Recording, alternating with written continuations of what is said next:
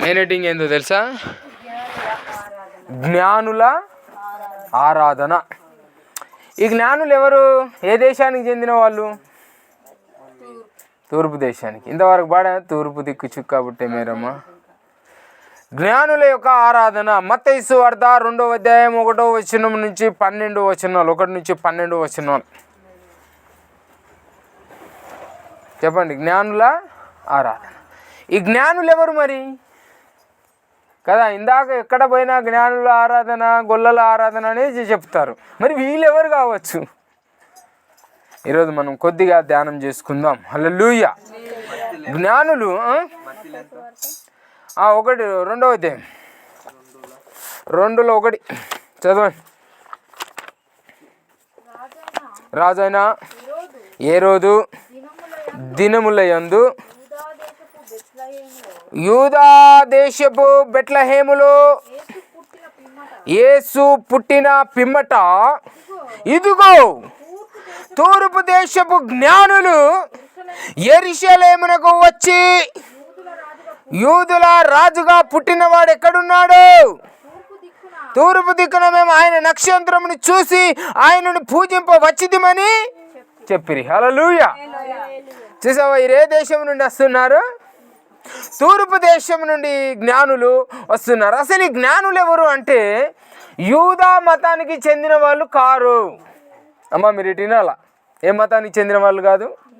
యూదా మతం అంటే ఏంటి? క్రైస్తవ మతానికి చెందిన వాళ్ళు. ఎవరు వీళ్ళు? అన్యులే. హల్లెలూయా. వీరు అన్యులు. రెండవది, వీరు చాలా ధనవంతులు. మీరెవరు? చాలా ధనవంతులు. ధనవంతులని మనకి వీళ్ళు ఎట్లా తెలుస్తున్నదంటే, యేసు ప్రభు దగ్గరికి వచ్చినప్పుడు వాళ్ళు ఏమేమి తీసుకొచ్చారు యేసు ప్రభుకి అర్పించడానికి? బంగారం. అంటే అన్నిటికన్నా విలువగలదని పట్టుకొని వచ్చారు వాళ్ళు. అంటే వాళ్ళు ధనవంతులా పేదవాళ్ళ? ధనవంతులు. మూడవది వారు శాస్త్రవేత్తలు. కబూలా శాస్త్రవేత్తలు అంటారు వాళ్ళని. తెలుసా? కబూలా శాస్త్రవేత్తలు అంటే తెలుసా? వాళ్ళేమో మూడవది ఏంటి?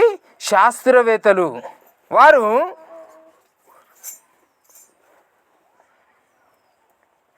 పరిశోధకులు. ఒక వస్తువు ఉన్నదనుకో, దాన్ని పరిశీలించి చూస్తారన్నమాట వాళ్ళు. సిఐడి తెలుసా మీ అందరికీ? సిఐడి ఏం చేస్తుంది? అక్కడ ఏం జరిగింది, ఎట్లా చనిపోయింది, కారణం ఏంటి, వెనుకేంటి, ముందేంటి, ఏ చెయ్యి ముందు పడ్డది, ఏ కాలు ముందు పడ్డది, ఏది బెడికితే ఏ దాని మీద పడ్డాడు, ఫస్ట్ తలిగింది ఏంటి, గుండెలనా ఛాతీలనా, దాన్ని ఏం చేస్తారు? పరిశోధించి చూస్తారు. వీళ్ళు కూడా పరిశోధించి చూస్తారు. దేన్ని చూస్తారంటే, వీళ్ళు నక్షత్రాన్ని అభ్యాసించిన వాళ్ళు. నక్షత్రాలని అభ్యాసించారు. రోజు పొద్దున లేచి రోజు సాయంత్రం పూట బయటికి వెళ్ళి ఎన్ని నక్షత్రాలు వెళ్ళాయి, ఏ నక్షత్రానికి ఏ వార్త ఉంది, శాస్త్రవేత్తలు చెప్తారు కదా కొంతమంది. తెలుసా నీకు యోగేష్? శాస్త్రవేత్తలు చెప్తారు కదా నక్షత్రంలో యొక్క శాస్త్రం ఉంటుంది. ఏ నక్షత్రము ఎంతగా పనిచేస్తుంది, ఏ నక్షత్రం వల్ల ఎన్ని లాభాలు ఉన్నాయి అంటే వీళ్ళు నక్షత్రాన్ని కూడా పరిశోధన చేసేవాళ్ళు అన్నమాట. ఆ రోజు యేసు ప్రభు పుట్టగానే ఆకాశంలో ఆ నక్షత్రాన్ని చూసినప్పుడు వీళ్ళకు అర్థమైపోయింది. ఏమని? వీళ్ళకి ఎవరు చెప్పలే. ఏమర్థమైపోయింది? యేసుక్రీస్తు ఎక్కడో పుట్టాడు అని వీళ్ళకి అర్థమైంది. అంటే వీళ్ళు శాస్త్రవేత్తలు. హల్లెలూయా. ఇంకొక రెండో విషయం ఏంటంటే, బైబిల్ కొంతమంది కొన్ని రకాలుగా బోధిస్తారు. నేను ఈరోజు మరొక రకంగా మీకు చెప్పాలనుకుంటున్నాను. తూర్పు దేశపు జ్ఞానులు పశువుల పాకలోకి వచ్చి దేవుణ్ణి ఆరాధించారా, ఆరాధించలేదా? అమ్మా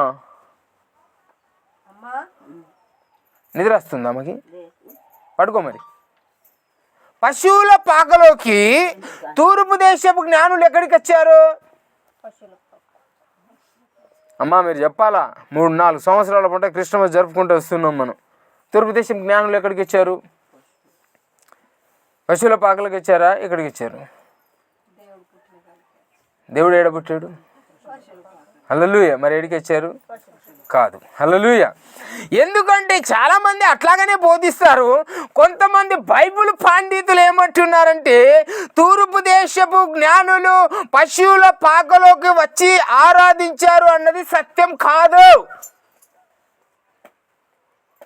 ఏంటి సత్యమాట అంటే వాళ్ళు తూర్పు దేశపు జ్ఞానులు యేసు ప్రభుని ఆరాధించడానికి రావడానికి 2 సంవత్సరాలు పట్టిందట.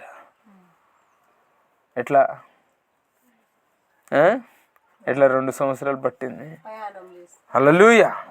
మనకు ఎట్లా తెలుస్తుంది 2 సంవత్సరాలు వాళ్ళు వచ్చారని?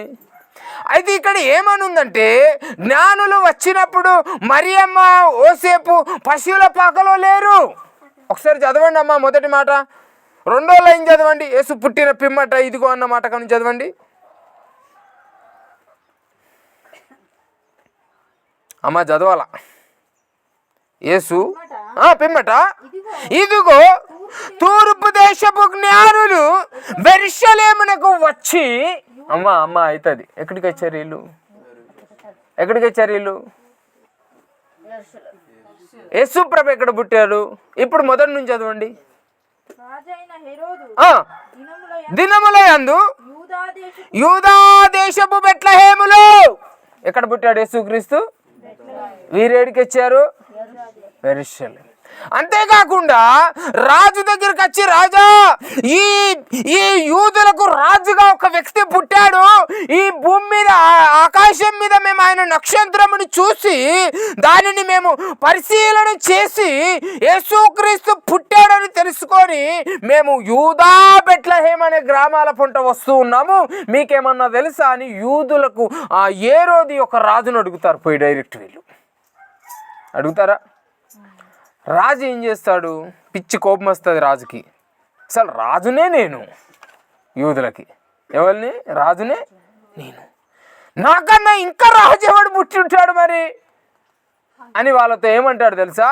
ఎక్కడ పుట్టాడో నాకు తెలియదు కానీ మీకు తెలిస్తే నాకు వచ్చి చెప్పండి అని చెప్తారు. వెళ్ళండి వెతుక్కుంటా, తిరిగి వచ్చేటప్పుడు ఏం చేయాలా? చెప్పాలి. చెప్పుమన్నప్పుడు వాళ్ళు వెళ్ళి యేసుప్రభుని కనుక్కొని యేసుప్రభుని పూజించి ఆరాధించి తిరిగి వెళ్ళేటప్పుడు వారికి దేవదూత దర్శనమై ఏమంటుందంటే తూర్పు దేశపు జ్ఞానులారా హేరోదుకు కలవకుండా వెళ్ళండి అని చెప్తుంది. ఆయన ఏం చేస్తారు? అప్పుడు వాళ్ళు హేరోదుకి కలవకుండా వెళ్తారు. అప్పుడు హేరోదు ఏం చేస్తాడు చూడండి ఒక మాట. 16 లాస్ట్ లైన్ చదవక్క. 16 అందులోనే 16 దూరం పోవద్దు. అజ్ఞానులు తనని అపవాసించిరని హేరోదు గ్రహించి బహు ఆగ్రహము తెచ్చుకొని తాను జ్ఞానుల వలన వివరముగా తెలుసుకున్న కాలమును బట్టి బెత్లెహేములోని దాని సకల ప్రాంతములోని 2 సంవత్సరములు మొదలుకొని నా తక్కువ వయసు గల పిల్లల్ని అందరినీ వధించవలనని చెప్పాడు. హల్లెలూయా. ఎన్ని సంవత్సరాల పిల్లల్ని చంపమన్నాడు ఈయన? మరి యేసుప్రభు అప్పటికి ఎన్ని సంవత్సరాలు అయింది పుట్టి? మరి వీళ్ళు ఎప్పుడు వచ్చారు? 2 సంవత్సరాలకే వచ్చారు. ఇంత డిస్కషను ఎవరు చేయరమ్మా. నైట్ 12 చేసేదాక. హల్లెలూయా. అర్థమైందా? ఇప్పుడు 2 సంవత్సరాల తర్వాత వీళ్ళు వచ్చారు. ఎక్కడికి? యెరూషలేముకి వచ్చి దేవుణ్ణి ఆరాధించడానికి, ప్రార్థన చేయడానికి వాళ్ళు దేవుని సన్నిధిలో కూర్చున్నారు, దేవుని సన్నిధికి వచ్చారు. హల్లెలూయా. జ్ఞానుల యొక్క ఆరాధన అని మనం మెయిన్ హెడ్డింగ్ పెట్టుకున్నాం కదా ఈరోజు. ఏది ఏమైనప్పటికీ కూడా దేవుడి లోకాన పుట్టాడన్నది మాత్రం నిజం. ఏది ఏమైనప్పటికీ కూడా వాళ్ళు ఈరోజు వచ్చినా రేపు వచ్చినా ఏది ఏమైనప్పటికీ కూడా యేసుక్రీస్తు పుట్టాడు అన్నది మాత్రం నిజం. హల్లెలూయా. వీళ్ళు ఎందుకు వచ్చారంటే రాజులకు రాజు, యూదులకు రాజు పుట్టాడు, యూదులకు రాజు అనుగ్రహించబడ్డాడు అని యేసుని రుచి చూసి తెలుసుకున్నారు వీళ్ళు. హల్లెలూయా. చూడండి ఒకసారి 1, 2 చదవండి అమ్మా. మళ్ళా అబ్రహాము 1 2లో 1 అమ్మా. దినముల యందు యేసు పుట్టిన పిమ్మట ఇదిగో తూర్పు దేశపు జ్ఞానులు యెరూషలేముకు వచ్చి యూదులకు రాజుగా పుట్టినవాడు ఎక్కడున్నాడు? ఏం రాజు అట? వీళ్ళు కూడా పూర్తిగా యేసు ప్రభుని తెలుసుకోవాలి. ఎంతమందికి రాజు అన్నాడు? ఇలా ఓన్లీ యూదులకు మాత్రమే రాజు. యూదులకు రాజుగా పుట్టినవాడు ఎక్కడున్నాడు? కేవలము ఈయన అందరికీ రాజు అన్న విషయం వారికి తెలియదు. వారికి కూడా తెలుసా? అందరికీ రాజు అన్న విషయం కూడా తెలియదు. తర్వాత ఇంకొక వాక్యములో మనకు దీని పూర్తి వాక్యం మనకు తెలుస్తుంది. దీని పూర్తి ఒక ప్రశ్న మనకు తెలుస్తుంది. ప్రకటన గ్రంథం 19:16 వచనం చదవాలా? ప్రకటన 19:16.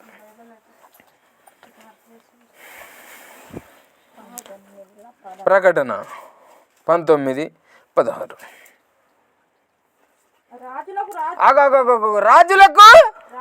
రాజును చాలమ్మా. ఎవరికి ఎవరట? ఈయన వీళ్ళు వచ్చేమన్నారు? యూదులకు రాజు. వీళ్ళు పూర్తిగా చెప్పలేదు, కానీ ఇక్కడ పూర్తిగా రాయబడ్డది ఏంటి అంటే రాజులకే రాజు ఈయన పుట్టినవాడు, ప్రభువులకి ప్రభు.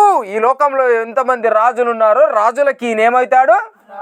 ఎంతమంది ప్రభువులు ఉన్నారో ప్రభువులకి ఈయన ఏమవుతాడు? ప్రభు. ఈయన అందరికీ దేవుడే. హల్లెలూయా. అందరికీ.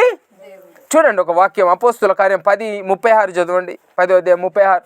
కొంచెం ఫాస్ట్గా తీయాలి, అయిపోయింది వాక్యం కూడా. 10:36.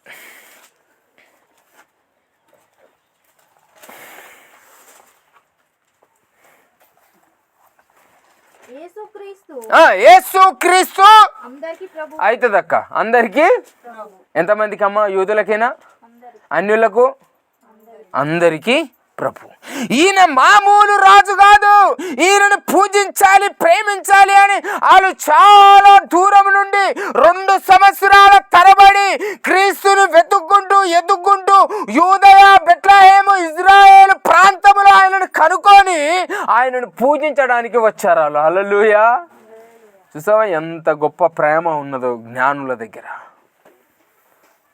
యూదులకు రాజు కాదు ఈయన, రాజులకి రాజు, ప్రభువులకి ప్రభువు ఈయన. అంత గొప్ప దేవుడు అని మనం నమ్మాల. మనకి ఈయన దేవుడు అని నమ్మద్దు. నమ్ముకున్న వాళ్ళకి దేవుడు కాదు, నమ్మని వాళ్ళకు కూడా దేవుడే.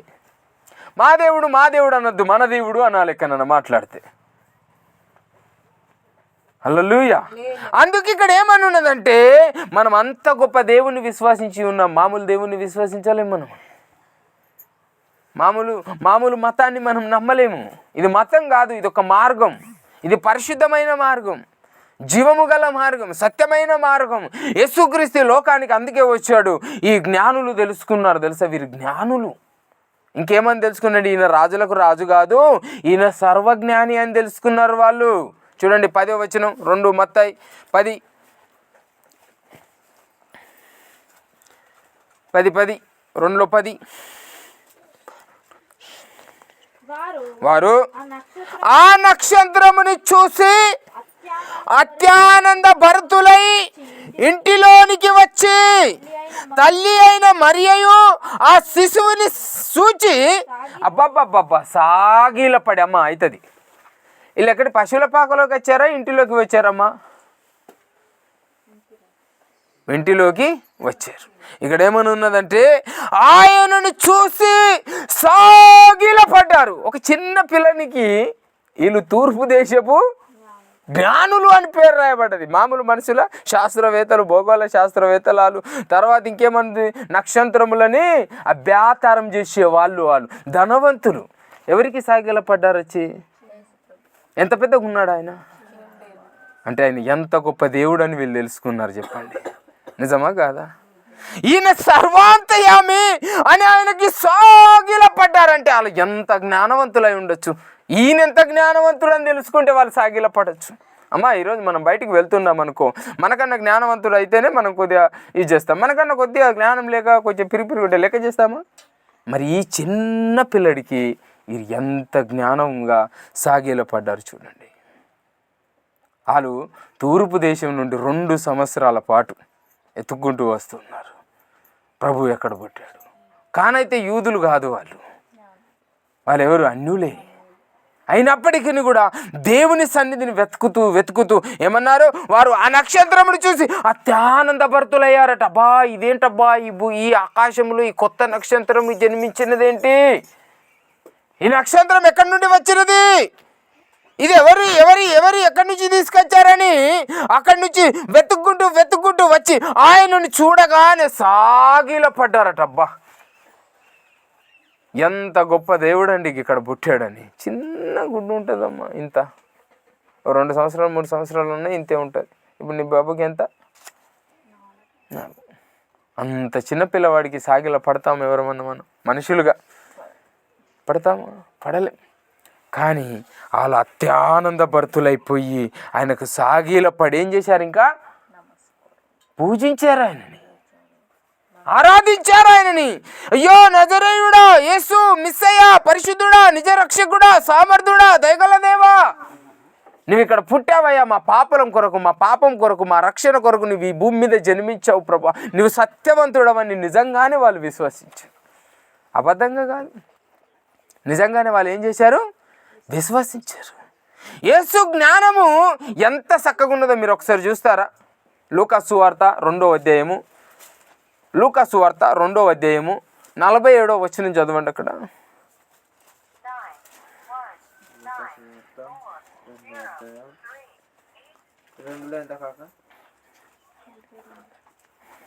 రెండుల 47.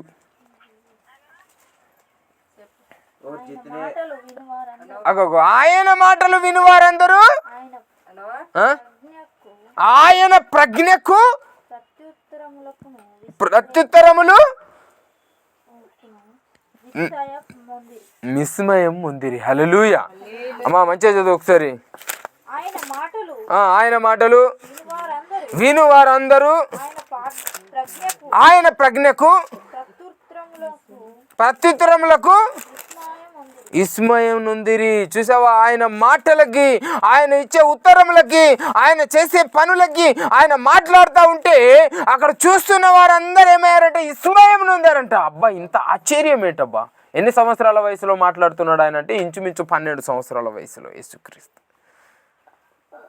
దేవాలయములకి అచ్చిపోవు వారికి దేవుని వాక్యముని బోధిస్తూ అనేకమైన ప్రశ్నలేసి వారిని అడుగుతున్నాడట. ఈరోజు మనం ఎంత దేవుని సన్నిధిని చూసి చిన్న బాలుడు కదా, పసిబాలుడు కదా, పసిపిల్లోడు కదా అనుకున్నారా వాళ్ళు? ఎంత జ్ఞానవంతుడు అయితే సాగిలపడ్డారో, ఎంత తెలివిగలవాణివని వాళ్ళు సాగిలపడ్డారో, ఈ లోకానికి వచ్చింది నిజంగా దేవుడే అని విశ్వసించారు. అర్థమైందా? పశువుల పాకలు ఎందుకు పుట్టాడే సుప్రభ అంటాం మనం. ఇదంతా ఒక మంచి ఆనందమైన కథ ఉంది.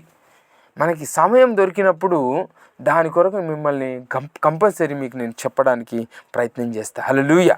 చెప్పండి, చదువు అక్క, అంత చదువు, 10-11 చదువు. పూజించి మత్తయి సువార్త 2వ అధ్యాయం 10వ వచనం 11. సాగిలపడి అనకను చదవాల. ఆయనను పూజించి తమ పెట్టెలు విప్పి బంగారమును, సాంబ్రాణి, బోలమును కానుకలుగా ఆయనకు అర్పించిరి, సమర్పించిరి. హల్లెలూయా. ఏమేమి తీసుకొచ్చారు వాళ్ళు? విప్పి. హల్లెలూయా. ఎందుకు? ఈరోజు యేసు ప్రభుని నమ్ముకుంటున్న మనము నిరీక్షణ లేదు, మనలో నిరీక్షణ లేదు. బంగారం తీసుకురావడానికి ఎంత మనసు పెట్టారు వాళ్ళు. అన్యులే. ఎవరమ్మా వీళ్ళంతా? తూర్పు దేశపు జ్ఞానులు. ఒక చిన్న పసిగుడ్డుని చూసి సాగిలపడి నమస్కరించి పూజించి, ఈయన రాజులకు రాజు, మళ్ళీ ఏమన్నారు? ఈయన ప్రభులో ప్రభు, మళ్ళీ ఏమన్నారు? ఈయన అందరికీ దేవుడు. మళ్ళీ ఈయనకు మేము సాగిలపడ్డారంటే ఎంత గొప్ప ఆశ్చర్యంగా వచ్చేది చెప్పండి. ఎంత గొప్ప ఆనందం కావచ్చు. నిర్ణయం, ఒక నిరీక్షణ ఉండాలా మనలో. ఒక వెల్తి ఉండకూడదు. యేసు ప్రభుకి ఇవ్వడానికి కానీ, యేసు ప్రభుకి తేవడానికి కానీ సిద్ధపడి ఉండాలా. ఆలస్యమైన పర్వాలేదు కానీ దేవుని సన్నిధికి రావాలా అన్న విషయాన్ని మన హృదయంలో ఉంచుకోవాలా.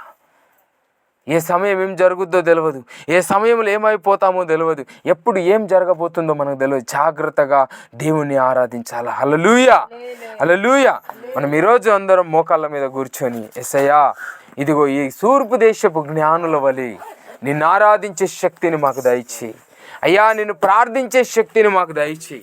మేము నిన్ను అయ్యా ఎంతగానో ప్రేమించి ఆరాధించాలి.